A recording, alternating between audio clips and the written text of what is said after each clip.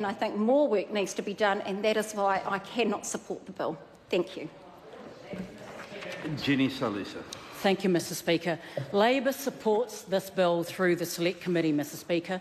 Labor is supporting the Youth Employment Training and Education Bill by Derek Ball from New Zealand First because we believe that addressing the huge issue of those of our young people who are not in education, employment and training is something that we should seriously have a conversation about. We should actually refer this bill to a Select Committee and talk about the fact that we are not serving too many thousands of our young people, Mr Speaker.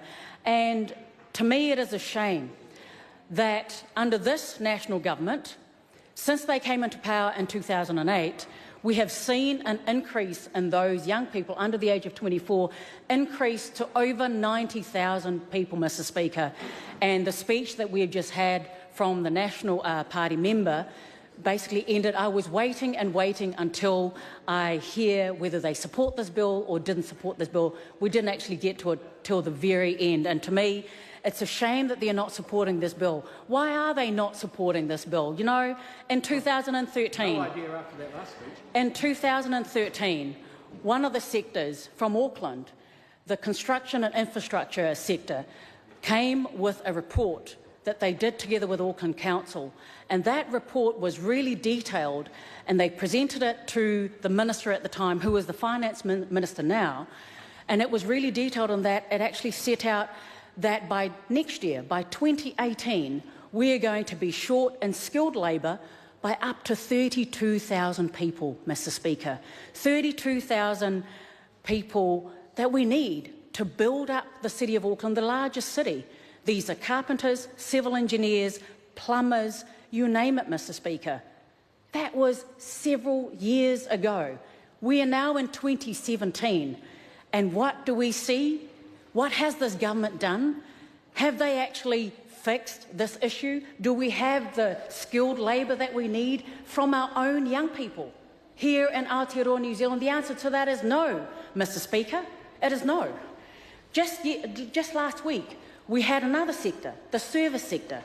They came and launched a report here in Parliament, and they told us that they, in 3 years, by 2020, they project that in 3 years, they would need 200,000 trained people, 200,000 new jobs. That's great. We celebrate new jobs.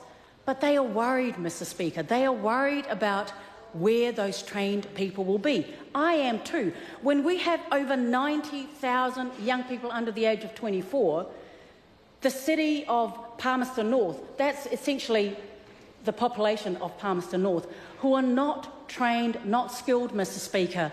And we have that many people that we need in the service sector as well as in the construction and infrastructure just in Auckland.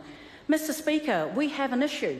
And when we have a government that is not even willing to sit down under Select Committee and actually listen, have a conversation about why is it that they are not serving our young people. They're not even willing to do that. Mr Speaker, we have a problem.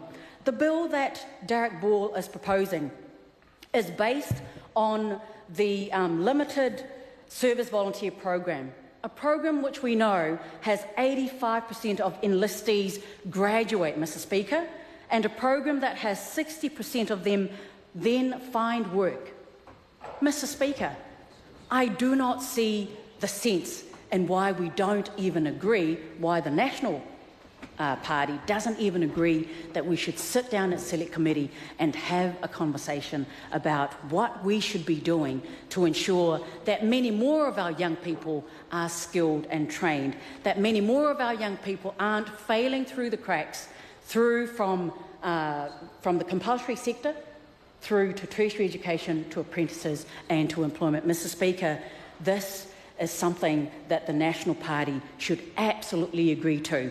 We need more of our young people to be trained. We need more of our young people, especially those who are already being failed by this national government, to ensure that they get into some training, that they actually get employed. And what this bill proposes, Mr Speaker, is one of the solutions. It is a step in the right direction, and it would be a shame that the National Party continues on with not agreeing with this bill that Derek Ball is proposing. Thank you, Mr Speaker. John O'Naylor. Thank you, Mr Speaker.